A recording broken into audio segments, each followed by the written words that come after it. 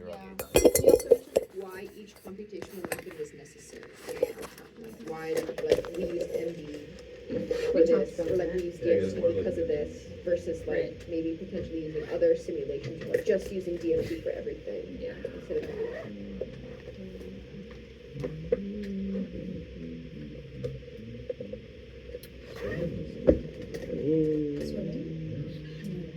I just sat down and like my quad like nearly ripped. I don't know. What? Okay, so we can go? I said swimming.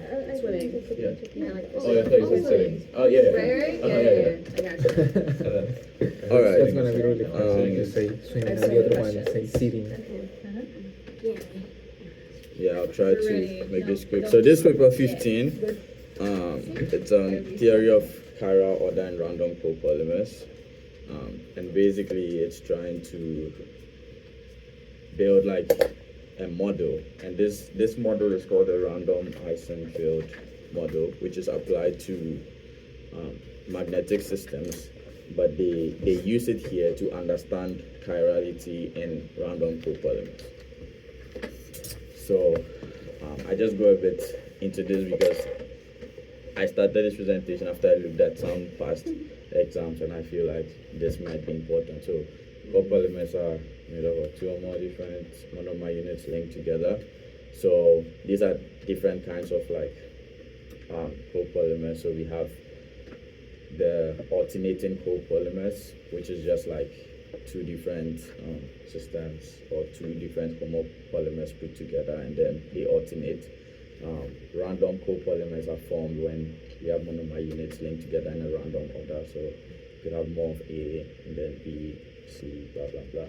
And then you have a block copolymer where you have one huge homopolymer and then you attach it to another. Now the paper also talked a lot about chirality, and I just go briefly over this. So chiral objects or molecules are not symmetrical. They do not have an internal plane of symmetry, and they are not superimposable on their mirror image. And then they make a mention of enantiomers, and so I just go a bit about stereoisomers. So stereoisomers are bonded the same way, but are arranged differently. So you can have two molecules, they have the same bonding, so they have the same chiral center, but then they are arranged differently. So I show an example here. So there are different types of stereoisomers. You have the enantiomers and the diastereomers, and I'll show that as well. The enantiomers are two isomers which are non-superimposable mirror images. They typically have very similar physical and chemical properties, except their optical properties, and this is how they behave. So one enantiomer will be able to rotate light in the clockwise direction, and the other one will rotate it anti-clockwise by the same amount. So when you have a mixture of equal amounts of the enantiomer, so you have equal amounts of one enantiomer and equal amounts of another enantiomer in a polymer, then the interaction or the optical activity would cancel out. And they talk about it in the paper because this one rotated clockwise, this one rotated clockwise. If you have the same amount, it will cancel out. And so this is a good example of these enantiomers. And a chiral center basically it's like a carbon attached to like four different elements. And so this shows like the enantiomers and shows chirality in general. And I have videos here where you can watch more basically about chirality, because I had to go back to this. It's like, I use the same ones. Yeah. Yeah, simple question I actually thought about. It's like number of enantiomers of a molecule they could ask, and you just 2 to the power the number of the chiral centers, and there's a chiral center. Yeah. So I also just went deeper and talked about these meso compounds, which are a chiral. They have chiral centers, but they are mirror images of each other, and because they are mirror images of each other and asymmetrical, they are not optically active. This is something that can be asked. And again, diastereomers are stereoisomers, which are not mirror images. So these are totally not mirror There's images. no way they're asking either of those. If they go there, I'm like, okay. Okay, so now let's go into the paper. So the paper talks about this cooperative chiral order, right? Which is a phenomenon where when you have a polymer, and you have a polymer with different enantiomers in there which exhibit this chirality phenomena, they rotate lights differently, so their optical activity differs. You're talking about paired enantiomers, like racemic pairs in this case. As in, Racemic, like they're enantiomers, but they're like enantiomers of because you said they're like the amount of enantiomers that you have is depending on like the amount of chiral centers. But here there's only like so here they just have like it's Yeah. just one just one set. But I'm saying like the number of enantiomers thing could just be like a question. Generally. That say, oh, if it has this number of chiral centers, or they draw a molecule and say it has this number of chiral centers, what would be like the number of enantiomers, something like that. Yes. And so in this paper they say that the chiral order is important in self-assembly of molecules in optical applications. And the paper particularly focuses on polyisocyanate, and this is the chemical structure. So it has this carbon nitrogen backbone, right? But this is an enantiomer, which is this R configuration, or is right-handed, and then the S is left-handed. So basically, they are the same molecule, basically, or the same enantiomers, but then they rotate the temporal light differently. So one can be right-handed, one can be left-handed. And P is the concentration. So P, the first one, the right-handed one, has P, and then the left-handed one is just 1 minus P. So they say that the polyisocyanates with opposite enantiomers followed a chiral majority rule, and this rule is that the way its optical activity would depend on the concentration of the How the long is the enantiomers. polymer? So, At the final. well, Is it? the issue with this thing is that it's not necessarily the side chains themselves, it's Mhm. the helix they make. Yeah, And that yeah, helix yeah. is dictated by the majority of yeah, the specific. Helix? What do you mean? Yeah, you know, Yeah. like the DNA, it makes a helical structure, Okay. right? So, yeah. That's what because it of the is. steric forces, these pendant groups are way Yeah. too Okay. big. Yeah. It makes a helix, and then if you have more R groups, you make an R, Mhm, right? yeah, Helix, yeah. and What then we that's call a the steric thing. effect. Yeah. That's Yeah. the optical thing, not the actual side chains themselves. Yeah. So it's it's yeah. a subtle difference, but it's Yeah, important. important, because that's what I was just coming down to. So as I mentioned here, they polymerize into these helical structures, as you said, due to steric hindrance. Yeah, and actually, like any like steric part here is not because it's steric; it's due to the interaction with the other chain. Mm-hmm. So Basically, yeah, the Well- steric effect. So they change and then Yeah. create, That's why you know, the the But then The- polyisocyanates, the it's isomer. like double bond that caused the helical effect, not necessarily. No. Not double bond. I mean, like covalent bond with this, like the steric effect, that kind of just maybe brings these two things together. No, it's just that these are bumpy, big side chains. If you have a bunch of them together, they're yeah, gonna want to not be near each other. yeah. That's And the then- side chains are just That's very really very that's the low. only reason. And there's Yeah. not going to be any additional bonding going on. You don't have any other oxygens. You have the double bonded O's, which can do stuff, but nothing on the side chains that's going to do anything. Okay. These side chains, are they the ones that decide which like handedness the helix goes? Yeah, Okay. yeah. So that's what I was saying. Like it has the R1 here, like would determine if it's right-handed, and then the S1 would determine if it's left-handed, depending on which is more, basically. So then they mentioned that if the side groups are achiral, then the optical activity is 0. Also, if it's again a racemic mixture where you have equal amounts of each of these enantiomers, then again your optical activity cancels out. But then they mentioned that a recent study has been able to show that you can synthesize random core polymers of polyisocyanates with varying concentrations of your right-handed and left-handed enantiomers. So because of this, then it will show some optical activity, right, depending on which of it is in the majority. So the helical structures, whether you would have right-handed helical structures or left-handed, will depend on which of them is in the majority.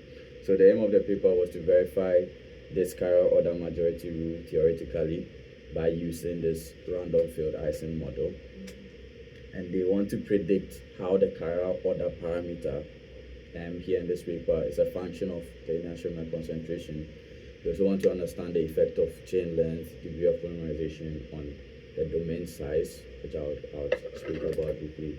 And also they want to show the relationship between the shape basically of the majority rule curve and the energy which is associated with the partition function, blah blah blah. And so I go deeper to talk about the random field Ising model.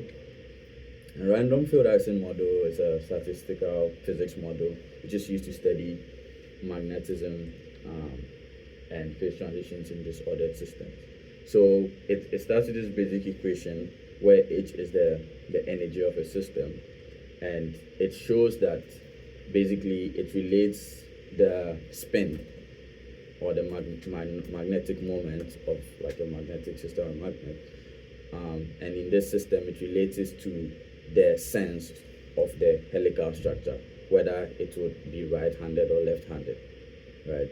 And it also relates the spin coupling J to the energy cost of a helix reversal. So helix reversal just means that so we have a right-handed helix in a domain, and then so you have like a lot of monomers which are right-handed, and then if it changes to a left-handed after some time, there's some energy that needs to be overcome to change to a left-handed structure, right? And so this J is that energy cost, and they also have a parameter actually. So 2J is the energy cost basically, and then 2H is the energy cost of a right-handed monomer in a left-handed helix. Mm-hmm. That's what they say. Does that make sense? It's a bit like you need to think about it a little, but basically, so if you have like a left-handed monomer in a right-handed helix, because like maybe the helix is predominantly right-handed, right, and you have a left-handed monomer there would be some energy that has to overcome to actually interact with the rest of that system. That's 2H.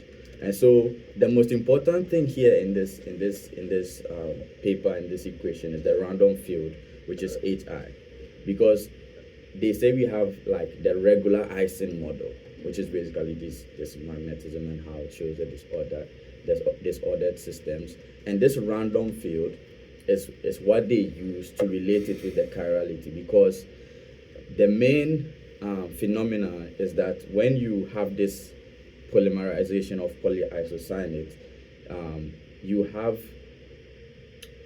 it forming these right-handed or helical structures randomly, right-handed or left-handed randomly. It doesn't, so that's why they were trying to do this study to see how we can predict how it actually forms, basically. And so this random co-polymerization is how they relate this random field Ising model to be able to show. So the random field, which is this parameter H subscript I, represents the randomness or disorder in the system.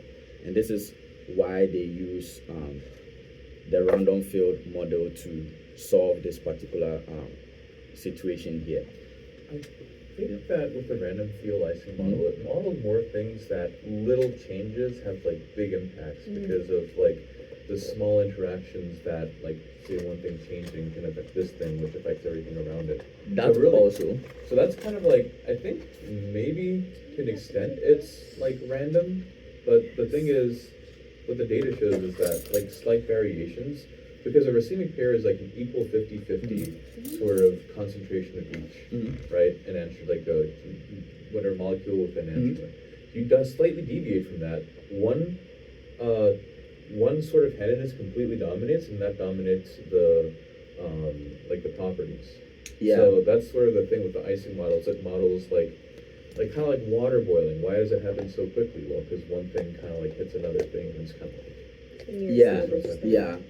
like as I'm saying here, that's also true, but the randomness of the system is basically why they use the random field, because they could use the regular Ising model. Do you understand? And so there's a past question exactly the same. Why did they use the random field model? Oh. Do you understand? It's random. Yeah, because like the system, the polymerization Is random, I basically, see. right? So if And you that's what choose, I'm trying to right-handed, explain. left-handed. Yes. And like, And so within that, I- the monomer can have like the Yeah. specific enantiomer and the Yeah. specific spots. Yeah. What I show here in red, it's the random field represents the chiral influence of that enantiomer or the side chain, right, on the monomer. And it shows it as a quenched random variable. And so what they mean by quenched random variable is that it is this the sense or the whether the helix structure formed is right-handed or left-handed, right, is very random. And after the polymerization is complete, it is frozen. It doesn't change. Yeah. Hence Right. quenched. Yes, hence Yeah. quenched random variable. And it's the same way It's the fixed, random yeah. field in the magnetic systems work. And that's Okay. why they use this. So that's like the basic idea behind this. Where's that again? The red. Quenched from your back. Did they say quenched in here somewhere? Yeah. Yeah.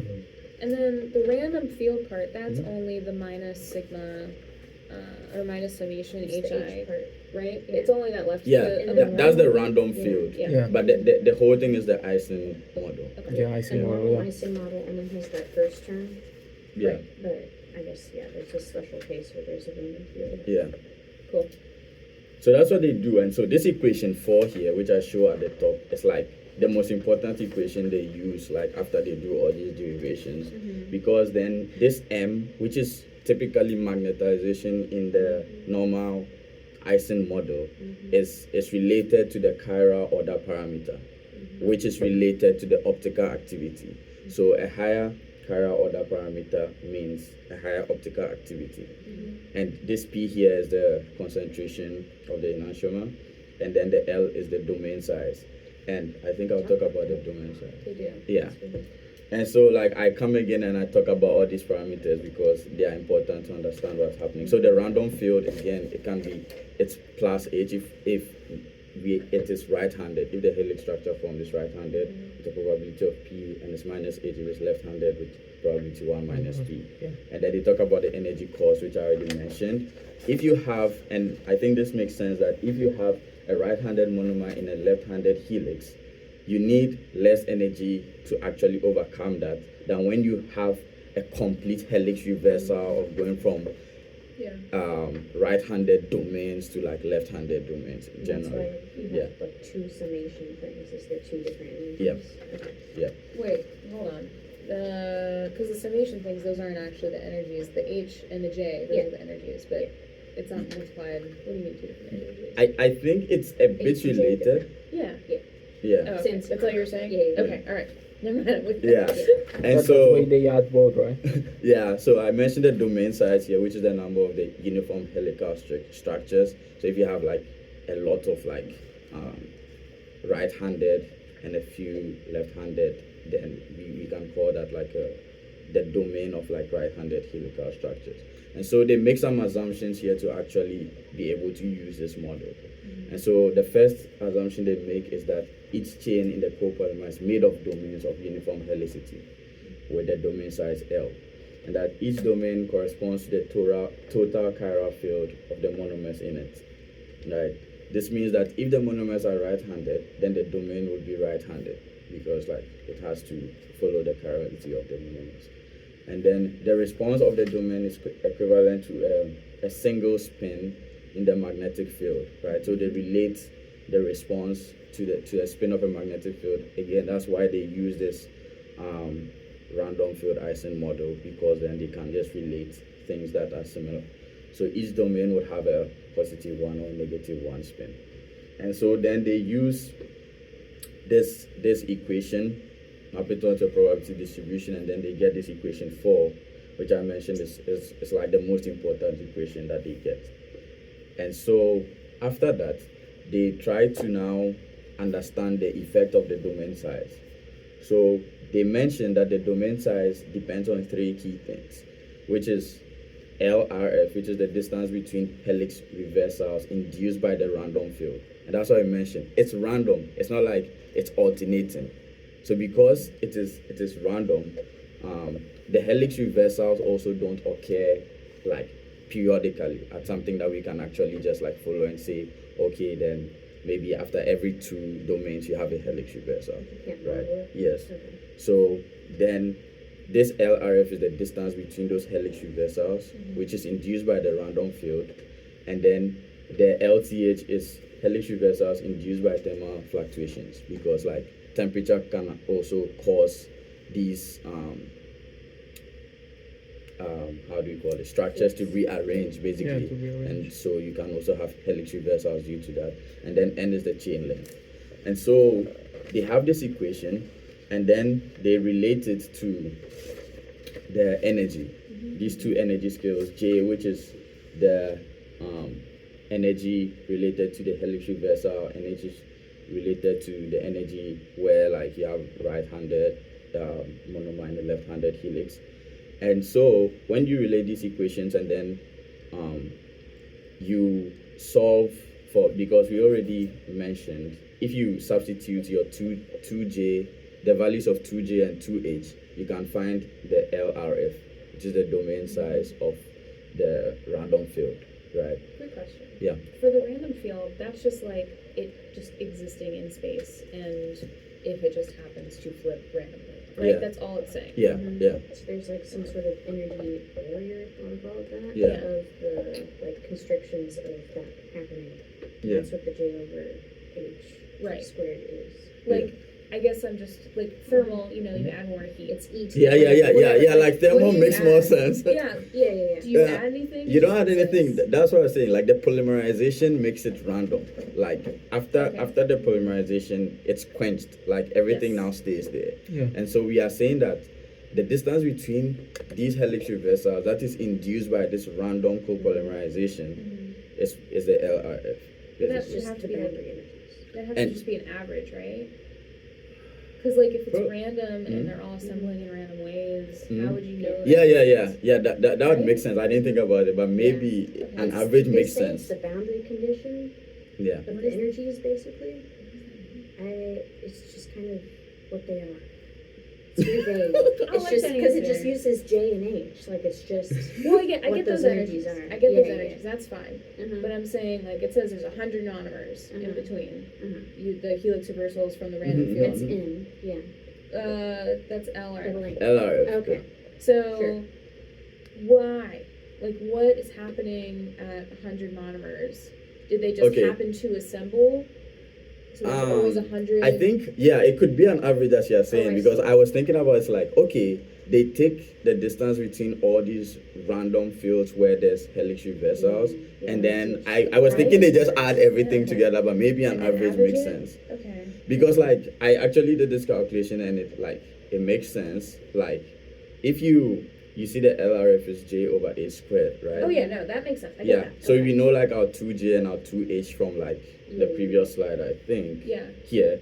So once you substitute them, you get your LRF, Yeah. Yeah. right? I'm fine with that. Yeah. I just like I want to know physically Physically, what? what random field means. Yeah, I think that's what It's it the is. average spacing that just Yeah. happens when they form. Yeah, due and to it the doesn't change. randomness and the helix Yeah. reversals. Yeah. Or it does change. I guess that's where I'm confused. Because like does it change over time? No. No. This is After it's fixed. quit. As we mentioned, Right. it's quenched. It's just It's like a quenched random variable. Right. So after the polymerization, it's just there. Well, but the thermal thing that you can change after Yeah. the Yes, fact. yes. And so later on, they talk about the effects of the thermal temperature, Yeah. right? And so, like, once you get your LRF, they also show an equation where you can use to get the LTH, Yeah. I saw. right? Yeah, And then they say that the chain length that they use is between 350 to 5,800. Now, when you substitute these equations into the question, you find out that your L, I think I did for L when N is 350, which is the lower limit, and when N is 5,800. And so you get around like 67 monomers for your domain size and also like 87 monomers for like when N is 5,800. And so you realize that no matter what you do, L is much more closer to LRF. The domain size is really related to LRF. So then they say that the domain size of the random field is limited. The domain size generally is limited by the random field, Because it's smaller. right? Yeah. Yeah, because it's closer to it. Yeah. The LRF is squared, and the Yeah. thermal one is e to the x, basically. Yeah. So that's Mhm. exponential is going to increase way faster. We Yeah. answered on the other, yeah. And Yeah. you know those terms are 1 over the thing. Yeah. So the LRF is just gonna, since it's smaller, What it's Yeah. gonna be larger for the longer one. What are you comparing it to again? When you say that it's not just smaller, it's that it's closer to the thing. Yeah, no, I practically just did it. Like I substituted the values inside and so, right? And I found L.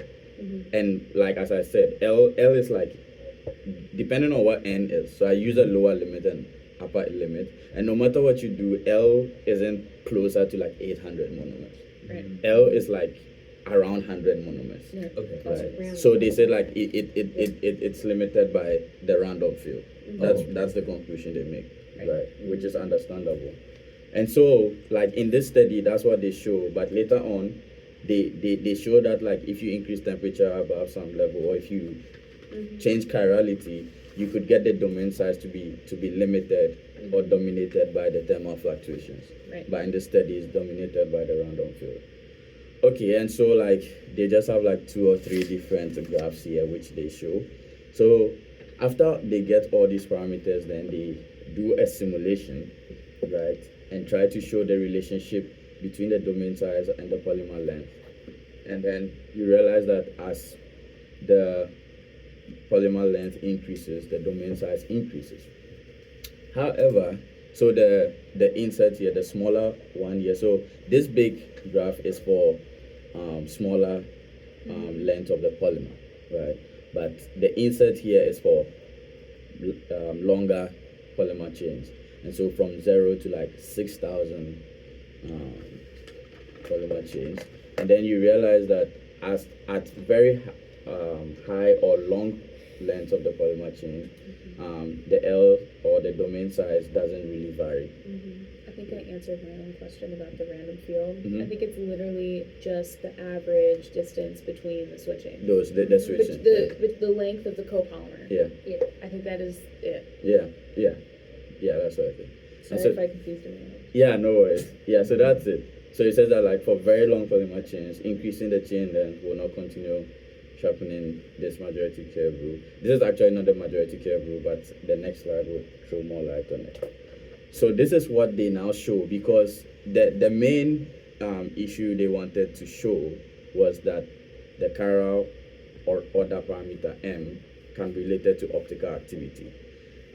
And so actually when I show these graphs, I show them from like the last to the first because I think it makes more sense to me, because they needed to find how the polymer length actually affects the domain size.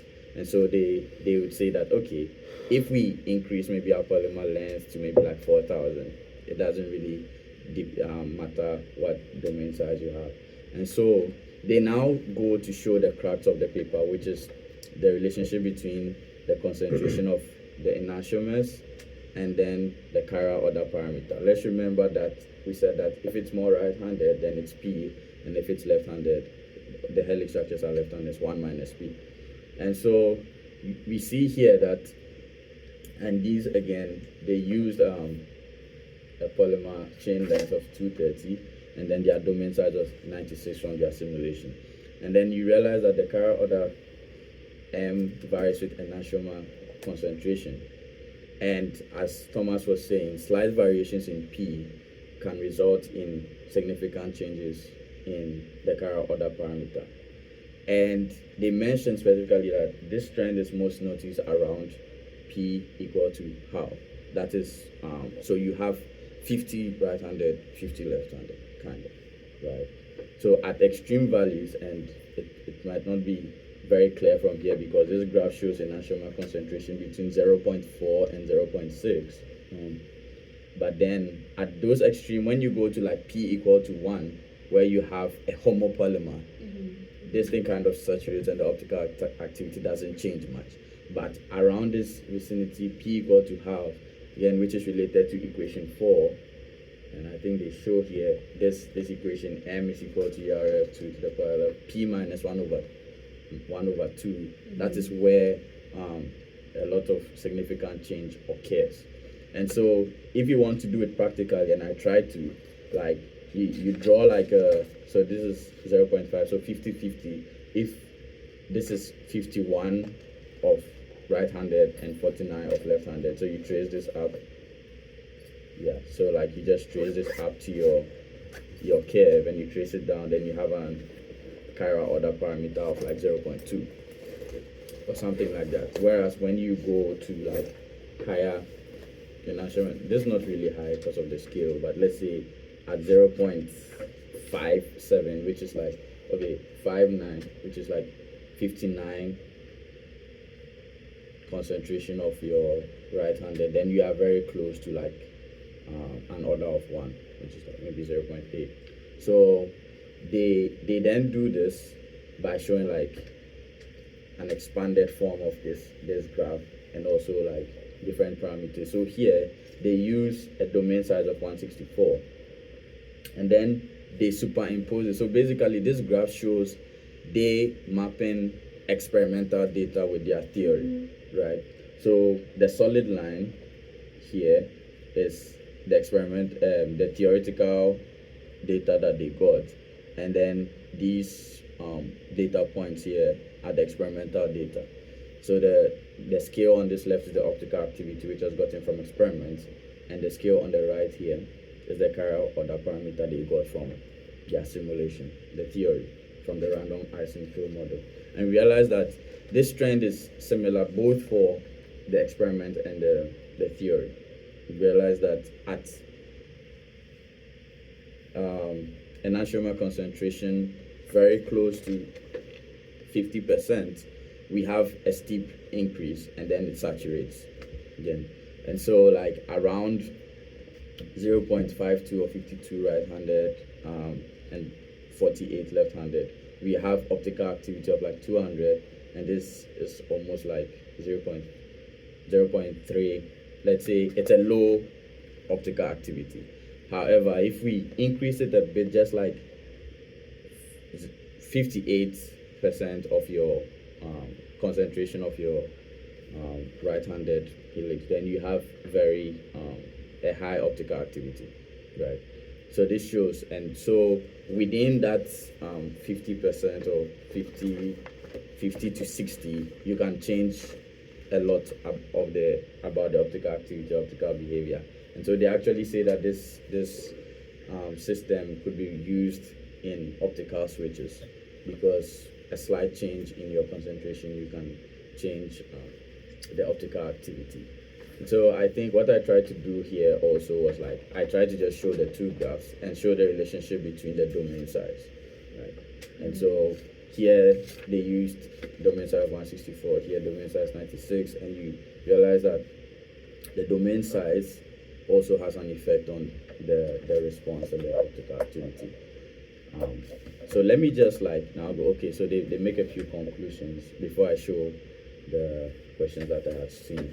But the conclusions they make is that both the domain size of the random field and the thermal fluctuations depend on the concentration.